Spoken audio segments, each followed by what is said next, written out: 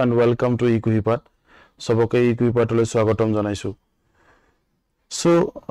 lecture start korim tar agote pun prothomote moi lecture 2 je loisilu সেই lecture 2 কিছুমান comments আইছিলে এই comments সম আসলে এনেকুৱা ধৰণৰ comments খিনি মই পঢ়ি নাথাকো এনে so I don't want to waste time here comments সমূহৰ কিছুমান reply মই ইয়াতে দি দিছো যিসমূহ comments আছিল গোটেইখিনি reply মই ইয়াতে দি দিছো যিসকলে comments কৰিছিলে তেওঁলোকে আপোনালোকে reply খিনি ইয়াতে চাই লব very unnecessary I don't want to waste time okay so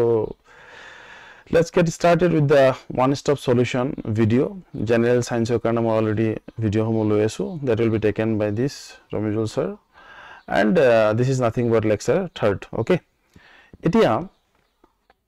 কিছুমান previous lecture ot মই ADRE ACS level যেটো grade 3 আছিল তাৰ কাৰণে previous question homo মই discuss কৰিছো ADRE grade 3 যেটো graduate level previous year question আছিল মই discuss কৰিছো আৰু ADRE grade 4 কিছুমান question previous year question মই already আগৰ lecture সমূহ discuss কৰিছো যেটো lecture third গতিকে আপোনালোকে আগৰ দুটা lecture চাই লব তেতিয়া বেছি আপুনি ভাল পাবো ভিডিওটো চাই কিনে তেতিয়ালে আপুনি chronology order টো গম পাবো কেনেকে মই lecture সমূহ লৈ আছো now এতিয়া আজি lecture টো previous year question discuss কৰিম definitely health exam হৈছিলে আৰু health examৰ যেটো grade 3 হয় health grade 3 exam হয় এটো non technical কাৰণে আছিল তাৰ কিছুমান question previous year খুদিছিলে হেসমূহ question only for general science কাৰণে মই ইয়াতে discuss কৰিম now এতিয়া সব non technical health exam হৈছিলে কিন্তু exam এই examটো 2 ঘন্টা হৈছিলে আৰু মাত্ৰ 50 টা question আছিল 50 টা প্ৰত্যেকটো question আৰু 2 মাৰ্ক আছিল therefore 100 marks question হৈছিলে এটো এতিয়া তাৰে ভিতৰত ফাৰ্স্ট কোৱেশ্চনটো কি আহিছিল সায়েন্সৰ হেতু চাব বিচাৰিছো ইয়াতে লিখিছে এটা লিখা হৈছে যে heat energy can travel easily through which of the following materials heat এক প্ৰকাৰ কি হয় শক্তি হয় তলৰ কোনসমূহ পদাৰ্থৰ মাজেৰে হিট এনাৰ্জি মানে তাপ শক্তি প্ৰবাহিত হয় এটা মই আপোনালোকক এটা ডায়াগ্ৰাম মই দেখাই লৈছো সব ইয়াতে মই মেটেল এটা ৰাখিছো তাৰ পাছত কি কৰা হৈছে এটা সাইডত কি কৰা হৈছে গৰম কৰা হৈছে আপুনি যদি এটো সাইডত ইয়াক কি কৰে ধৰে তেতিয়ালে আপুনি কি গৰম অনুভৱ কৰিব that it simply means that ইয়াৰ মাজেৰে কি হৈছে হিট এনাৰ্জি তাপ শক্তি প্ৰবাহিত হৈছে আৰু এই যেটো প্ৰসেস এই প্ৰসেসটো কোৱা হয় কন্ডাকশন মন থাকিব এই প্ৰসেসটো কোৱা হয় যেটো প্ৰসেসত হিটটো ট্ৰান্সফাৰ হৈছে এই প্ৰসেসটো কোৱা হয় conduction and definitely heat energy travel কোনটো মেটেৰিয়েলৰ মাজেৰে কৰিব that should be কি হ'ব কপাৰ হ'ব therefore option D is the correct answer next second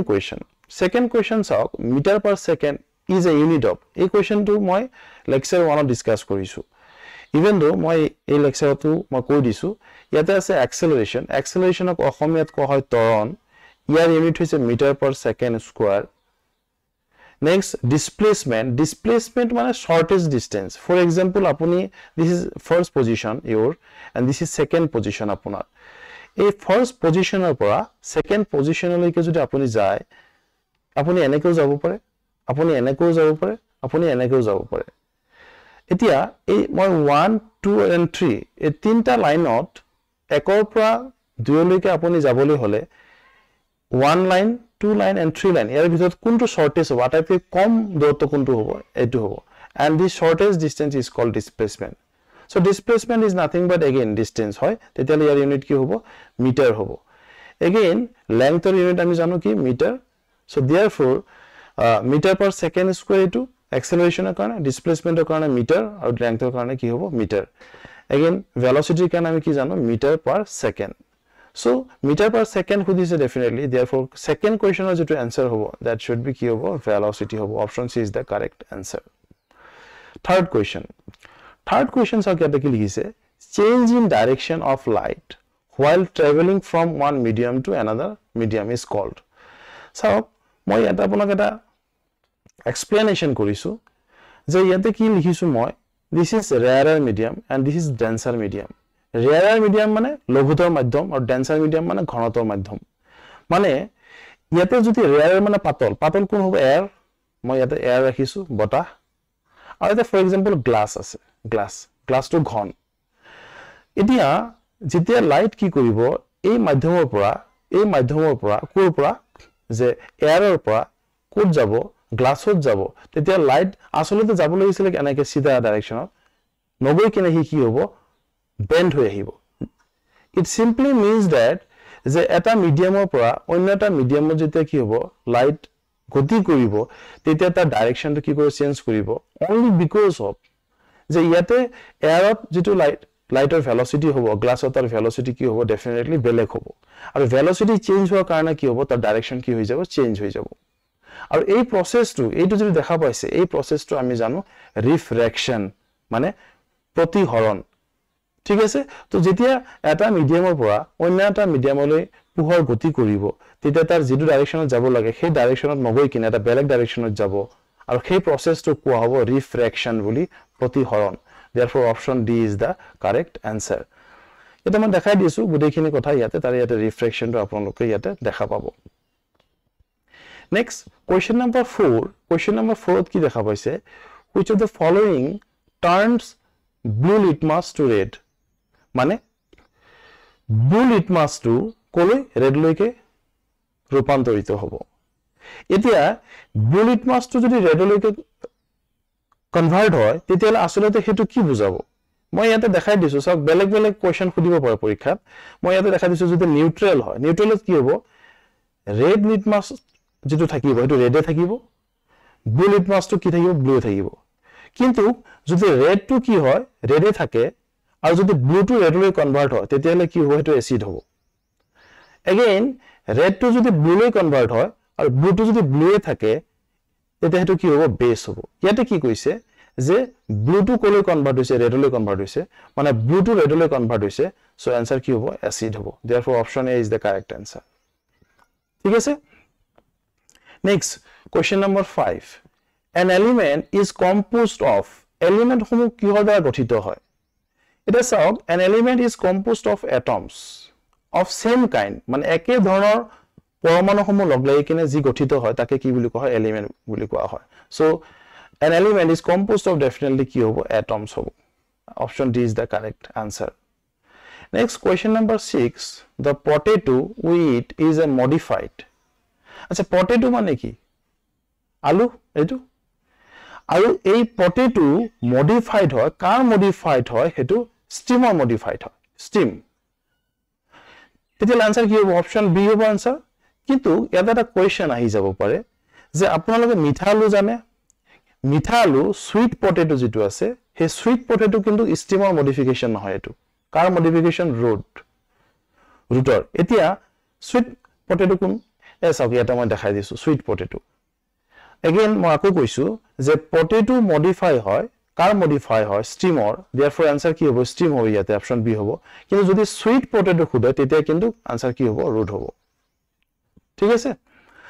next 7 number question কি আছে which of the following is the largest gland of human body আটাইতকৈ লাৰ্জেষ্ট গ্ল্যান্ড কোনটো সব ইয়াতে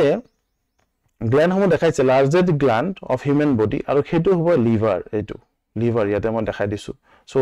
লাৰ্জেষ্ট গ্ল্যান্ড কোনটো হ'ব লিভাৰ হ'ব অপচন বি ইজ দা কি হ'ব কাৰেক্ট आंसर হ'ব next question number 8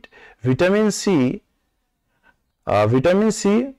deficiency leads to মানে ভিটামিন সি ৰ অভাৱত কি হয় আচ্ছা এতিয়া ভিটামিন সি বুলি কোতে ইয়াতে কেইবা প্ৰকাৰৰ আপুনি কি দেখাব বেমাৰ দেখা পাব কিন্তু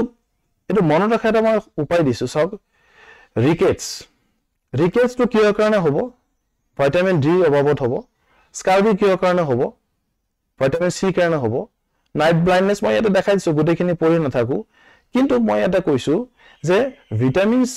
সি যদি ডেফিচিয়েন্সি হয় তাৰ কাৰণে কি হ'ব স্কাৰ্বি হ'ব দ্যাট মিন্স ভিটামিন সি কাৰণে কি হ'ব স্কাৰ্বি आंसर কিন্তু নেক্সট কোৱেশ্চনত যদি আপোনাক খুদে বেৰি কিহৰ কাৰণে হয় হনে নহয় এটা সব বেৰি কিহৰ কাৰণে হয় শৰ্টেজ অফ ভিটামিন B1 নেক্সট পেলেগ্ৰা যেটো দেখা পাইছে হয়তো পেলেগ্ৰা ইয়াতে নাই আপোনালোকে লিখি ৰাখক এটো ভিটামিন B3 ডেফিচিয়েন্সি হলে এটো হয় ঠিক আছে ৰিকেটস টু কিহৰ কাৰণে হয় এটা সব ৰিকেটস টু মই ইয়াতে দেখাইছো ৰিকেটস ভিটামিন ডি কাৰণে হয় ইট মিন্স দ্যাট স্কাৰ্বি সি কাৰণে হ'ব বেৰি কিহৰ কাৰণে হ'ব ইয়াতে মই দেখাইছো ভিটামিন বি ৰ কাৰণে হ'ব পেলেগ্ৰা কিহৰ কাৰণে হ'ব B3 কাৰণে হ'ব ৰিকেটস কিহৰ কাৰণে হ'ব ডি ভিটামিনৰ কাৰণে হ'ব ডেফিচিয়েন্সি হলে মানে অভাৱ হলে কোনটো ভিটামিনৰ অভাৱত কি হয় মই ইয়াতে দেখাই দিছো ইয়াতে ভিটামিন সমূহ লিখা আছে আৰু ইয়াতে আপোনাৰ সেই ডিজিজ বেমাৰটোৰ নাম লিখা আছে তো আপোনালোকে এখানে লিখি ৰাখিব তেতিয়া আপোনালোকৰ পৰীক্ষাত সহায় হ'ব next question number 8 question number 8 cholera is caused by এনেকুৱা কোৱেশ্চন মনত ৰখাটো বহুত জটিল যাৰ কাৰণে মই এটা চাৰ্ট আপোনালোকক দি দিছো এই চাৰ্টটো আপোনালোকে মনত ৰাখক কেনেকৈ মনত ৰাখক যে ব্যাকটেৰিয়াৰ কাৰণে কি কি বেমাৰ হ'ব পাৰে ভাইৰাছৰ কাৰণে কি কি বেমাৰ হ'ব পাৰে আৰু ফাঞ্জাইৰ কাৰণে কি কি বেমাৰ হ'ব পাৰে এতিয়া ব্যাকটেৰিয়াৰ কাৰণে যিকেইটা বেমাৰ হ'ব পাৰে সেইকেইটা মানে মনত ৰাখক ভাইৰাছৰ কাৰণে বেমাৰ মনত ৰাখক আৰু ফাঞ্জাইৰ কাৰণে বেমাৰখিনি মনত ৰাখক তাৰ ভিতৰত ব্যাকটেৰিয়াক যদি আপুনি চাই ইয়াতে চাওক কলেৰা ইট মিন্স দ্যাট যে কলেৰা বেমাৰ কাৰ কাৰণে হয় ব্যাকটেৰিয়াৰ কাৰণে হয় আৰু ইয়াতে থকা question cholera is caused by definitely option A correct answer হ'ব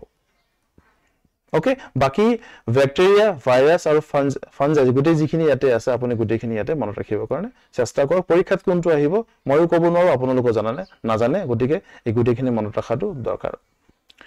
next question number 10 which gas is responsible for depletion of ozone layer around the earth which protects us from harmful ultraviolet rays এতিয়া সব সূৰ্যৰ পৰা ultraviolet ৰে সমূহ আহি আছে আৰু সেই আহি থকা ৰে সমূহ কোনে কন্ট্ৰোল কৰি আছে ৰক্ষা কৰি আছে ইয়াতে এটা লেয়াৰ আছে এটো হৈছে পৃথিৱীৰ চাৰিওফালে এটা লেয়াৰ আছে সেই লেয়াৰটো যেটো লেয়াৰ হেতু লেয়াৰক কোৱা হয় অজন লেয়াৰ আৰু অজন লেয়াৰে সূৰ্যৰ পৰা আহা এই আল্ট্ৰাভায়োলেট ৰে সমূহ কি কৰি আছে পৃথিৱীৰ ভিতৰত সোমাব দিয়া নাই সো অজন লেয়াৰ যদি বেয়া হৈ যায় ডেফিনেটলি পৃথিৱীত থকা জীৱসমূহৰ ওপৰত প্ৰভাৱ পৰিব আৰু সেই অজন লেয়াৰে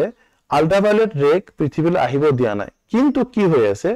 যে এনেকুৱা কিছুমান মলিকুল আছে যিবিলাকে কি কৰি আছে অজন লেয়াৰ এটা যেটো আপুনি দেখা পাইছে ইয়াতে ফৰ এক্সাম্পল মই এটা দেখাইছো সে এখিনি তাৰ ব্ৰেড এখিনি এতিয়া লাহলে ক্ষয় হৈ গলে কমি আহিব আৰু ক্ষয় হলে আৰু কমি আহিব আৰু ক্ষয় হলে আৰু কমি আহিব দ্যাট মিন্স লাহলে কি হৈ আহিব ইয়াৰে যেটো ব্ৰেডটো হেতু কমি আহিব আৰু কমি আহা কাৰণ কি হ'ব হেবিলাকৰ ভিতৰত কোনটো অপচন ইয়াৰে কাৰেক্ট হ'ব হেতু খুদিছে ইয়াতে তাৰে এটা হল CFC দ্যাট মিন্স ক্লোৰোফ্লোৰোকাৰ্বন গতিকে এই 10 নম্বৰ কোৱেশ্চনৰ যেটো আনসাৰ হেতু ইয়াতে ফিট হ'ব ক্লোৰোফ্লোৰোকাৰ্বন অৰ্থাৎ ক্লোৰোফ্লোৰোকাৰ্বনে অজন লেয়াৰ কি কৰে এই যেটো ব্ৰেডটো হেতু কি কৰে কমাই দিয়ে আৰু যদি একেবাৰে কমি নোৱা হৈ যায় তেতিয়া ডেফিনেটলি আল্ট্ৰাভায়োলেট ৰে ইয়াতে সোমাব আৰু লাষ্টত সেই সমূহ ক্ষতি কৰিব কাক পৃথিৱীত থকা জীৱসমূহ ঠিক আছে সো এই 10টা কোৱেশ্চন আছিল গ্ৰেড 3 নন টেকনিক্যাল এক্সামৰ প্ৰিভিয়াস ইয়াৰ কোৱেশ্চন আছিল তো আলটিমেটলি মই ইয়াৰে এটো এডিয়া গ্ৰেজুৱেট গ্ৰেড 4 আৰু হেলথৰ গুটিখিনি কোৱেশ্চন মই ডিসকাস কৰিলো আপোনালোকক মাজত আৰু নেক্সট ভিডিওত মই আপোনালোকৰ কাৰণে APSC প্ৰিভিয়াস ইয়াৰ সায়েন্সৰ কি কি কোৱেশ্চন আছে সেই সমূহ মই ডিসকাস কৰিব চেষ্টা কৰিম যদি আপোনালোকৰ কিবা ডাউট আছে আপোনালোকে কমেন্ট বক্সত কমেন্ট কৰক ভিডিও সমূহ শেয়াৰ কৰক ডেফিনেটলি আনন্দিত হম ভাল লাগিব ভিডিও বনাবৰ কাৰণে আৰু ইন্টাৰেষ্টেড হম so thank you for today will meet in the next class bye by